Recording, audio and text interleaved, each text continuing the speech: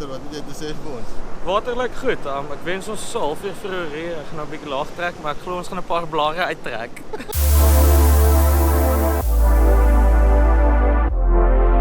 Pragtig koelste. Pragtig hier in Louis Wessels.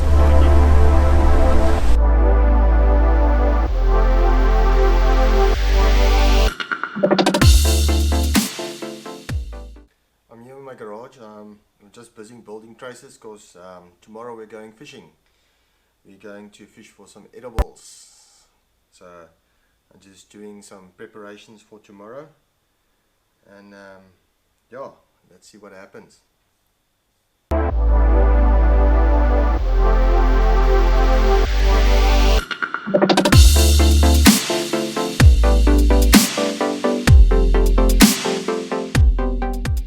So my traces are done. I thought I'll give you guys a quick rundown on the traces that I made and the area that we're going to fish tomorrow.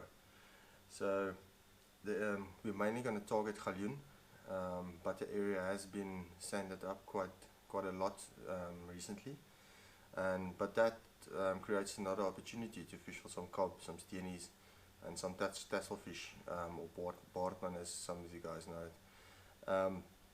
The area that we're fishing it's a sandy area with some rocks and some reef, and it's always moving and changing. Some sandbanks forming and sandbanks wash away, and there's constantly new formation that you can fish.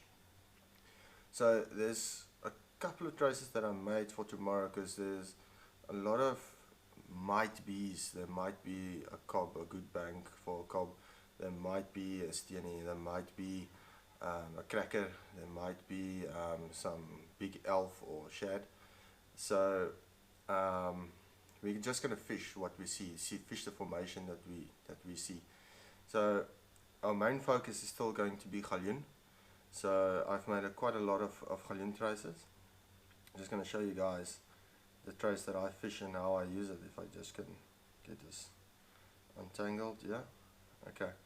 So my galjoen trace consists of about 40 centimeters of 0.60, and then I fish with a 2-0 adrenaline circle hook, and on that is a number 4 Japan power swivel.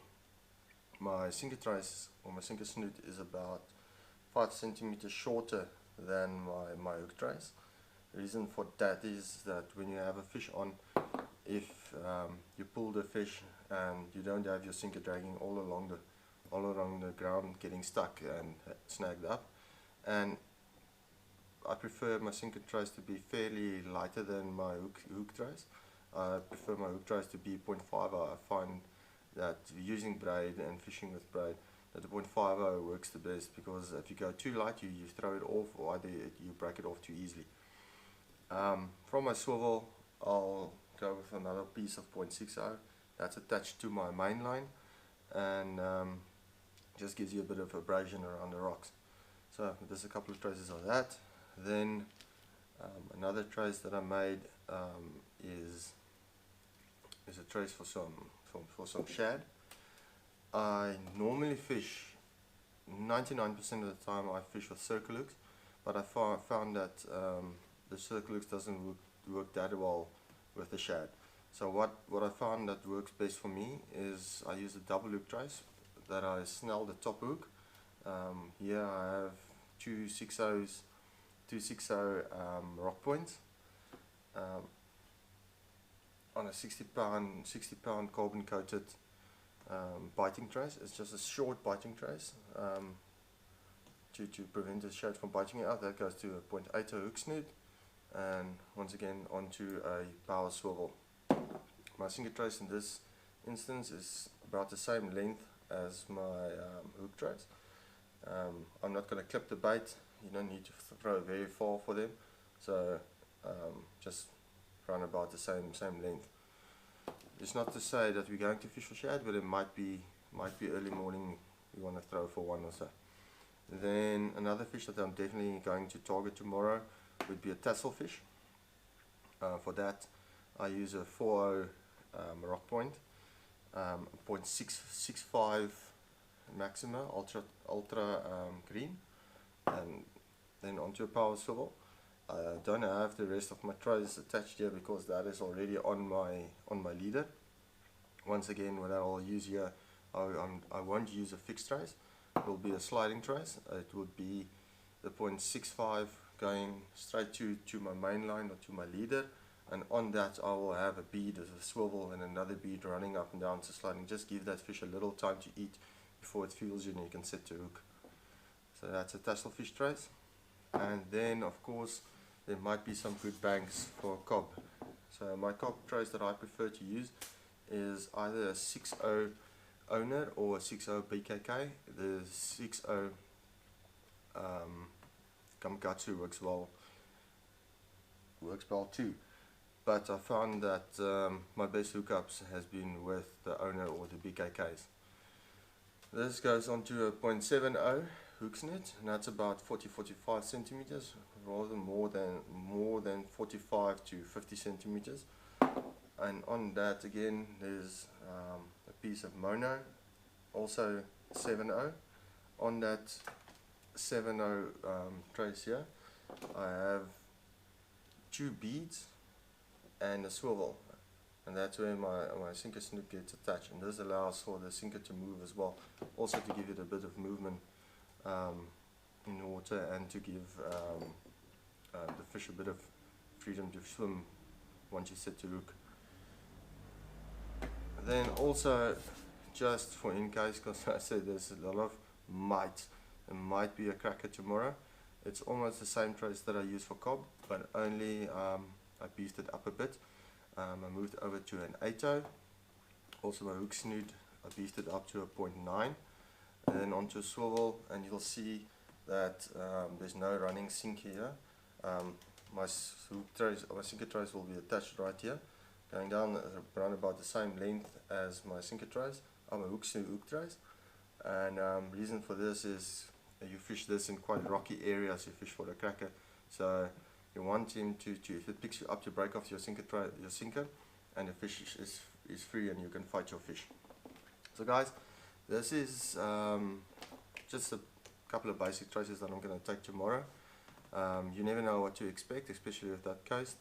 The water is quite flat, and that always is there's new opportunities or other opportunities when the water is a bit flat. For the galjoen we prefer the water to be slightly stronger, slightly bigger, but when it comes to a flat sea, you have the options to fish for cob, and you have the options to fish for steenie or cracker or bluefish or whatever the formation tells you to fish.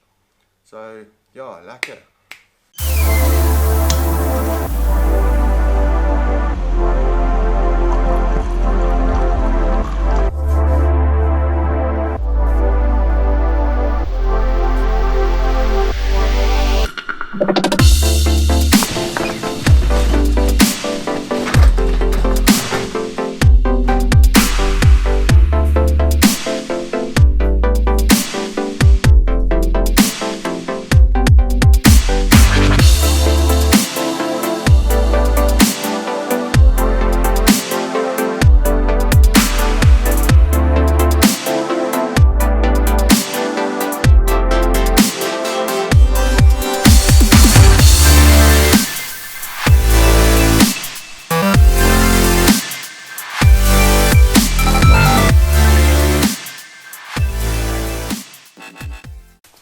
Okay guys, I'm all packed.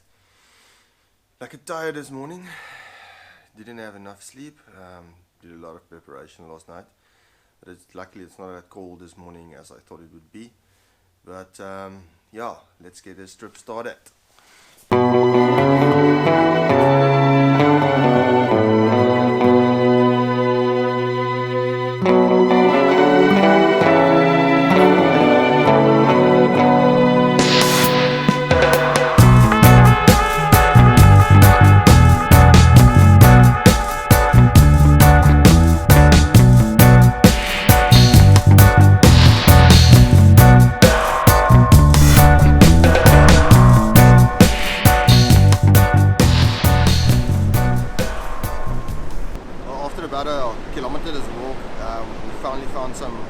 that's fishable. Behind us is some nice reef that washed open. We're going to give it a bash and see if we can get a nice big fat fillet. Otter is throwing red bait, Ben is throwing a worm, so I think I'll give it a go with the white mussel. Just going to show you guys how I prepare.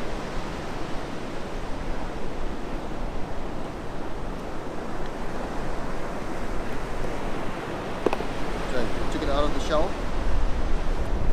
What I like to do is just my circle hook, I like to insert it in the soft part, just once through, just push it up against the line, and then just a couple of wraps on the eye of the hook, just on top of the eye of the hook, and not too much on the hook itself. That is my first cast this morning.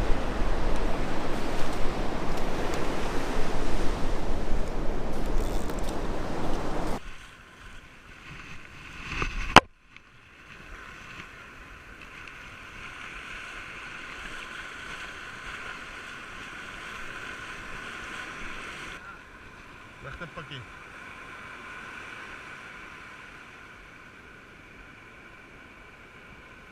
We gave it a couple of throws here. It's been a bit quiet to our liking. We're just going to find a new spot that is fishable and see if we can catch something out. It's been very quiet at the moment, and I'm sure we're going to get a fish or two.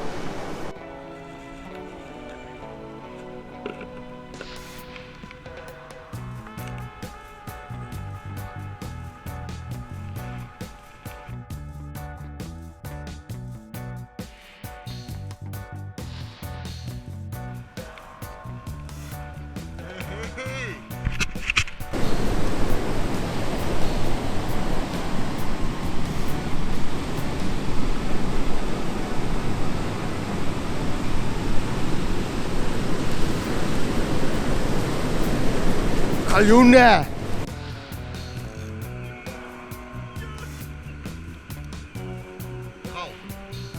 Voelt ze een gal. Jongetje. Is een gevoel.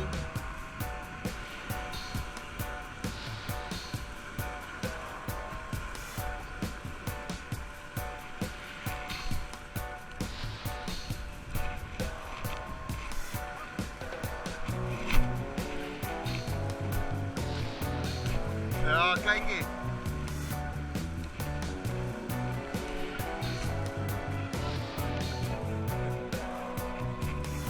Ja, is een jongetje.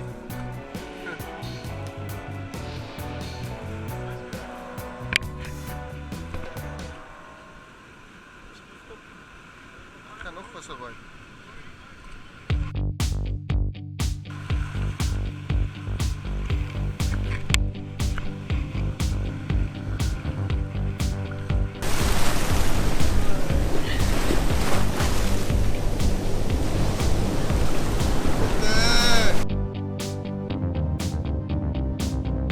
Beginnen!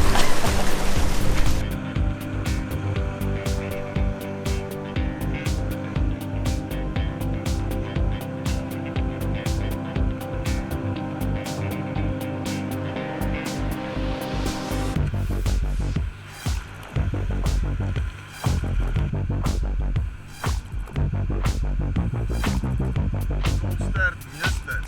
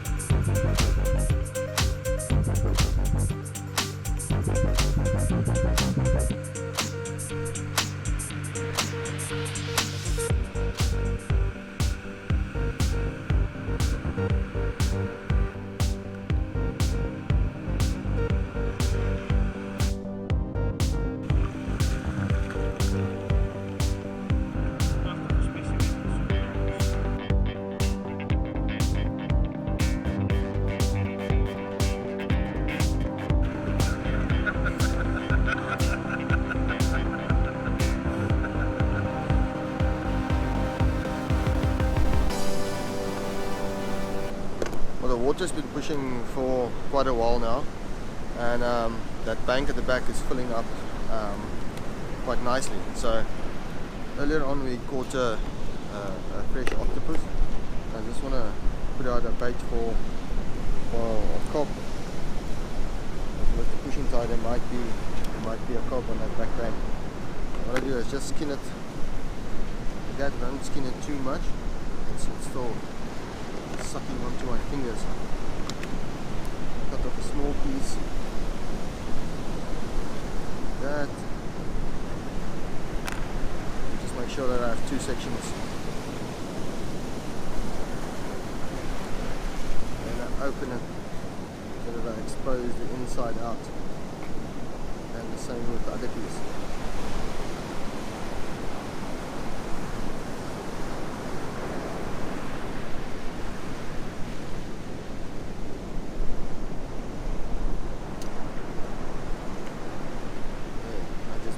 Inside.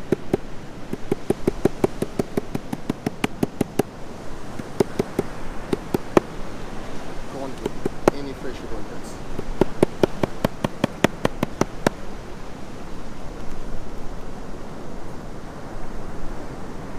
Bait cotton.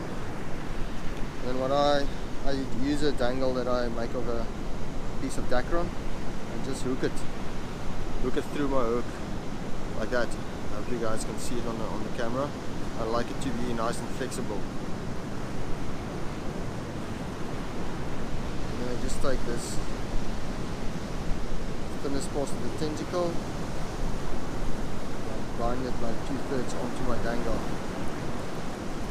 with the tentacle showing upwards.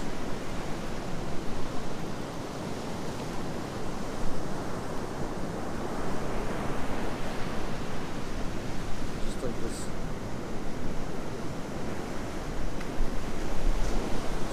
Octopus legs are a bit small.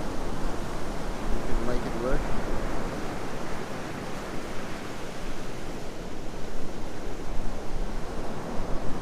Oh, same with this one. And just add the small pieces.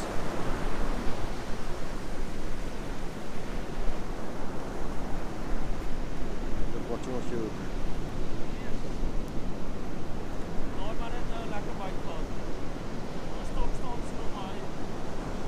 so you'll bend at a proper bite there. It seems like you missed it.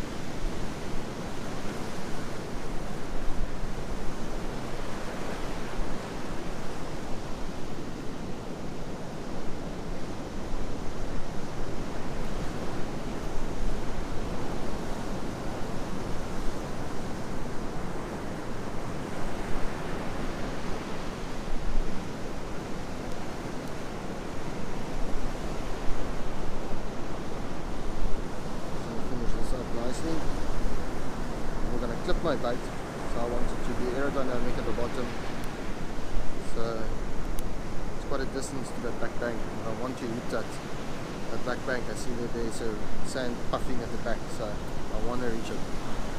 So that's my bait. It's going to travel like this, and it's going to have some nice action in the water with this tentacle, nice fresh flavour exposed. And yeah, if this isn't a cob, I'm telling you guys, there is no cob in this water. Yeah, it's been tough. We've been up and down, moving from spot to spot, making 2-3 throws, and just battling to get fish today. It's been quite difficult. The water is quite coldish. I don't know, it actually looks quite good. It doesn't look too bad. Just know what's going on with the fish. We got a couple of small galjoen and a couple of blacktail, but we've been fishing for bigger fish as well. Made a couple of throws for a cracker, a couple of throws for a cob. Just seem to be absent today, but we're going to work our way back. We've got another about 4 kilometers to the Bakkie, but we're going to stop, make 2-3 throws, fish, walk on 2-3 throws, just work our way back and scratch around to see if we can't find a decent sized fish.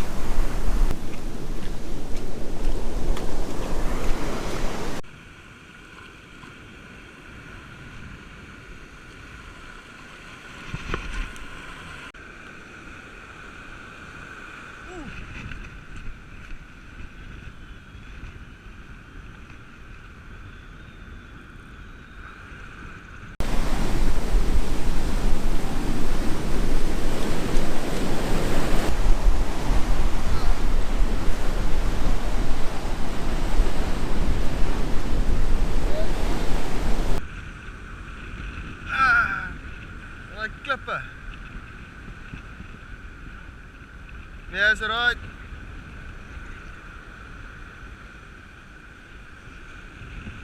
Dis 'n reef.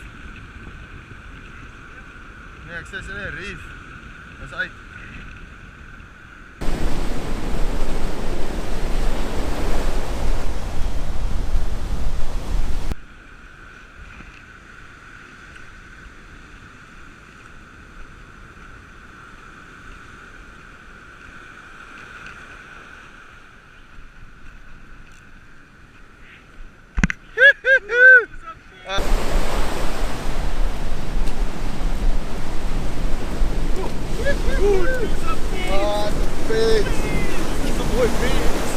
Well done.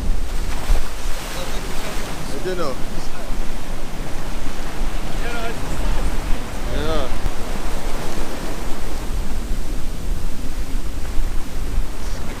Well, we probably here at our last spot after I got that ring packed up and moved again. Fish is moving this really slow. The best what to do on a day like this is to just be on the move the whole time. Don't be stationed in one place. Look for the fish, make 2-3 throws. Don't get a bite, move on to the next spot. Really search for the fish, and that's the only way come day like today that you'll actually get any good results. So yeah, we're probably going to give it another half an hour here, and then start making our way back. It's still got about 2 kilometers to where we walk to where the buckets are parked.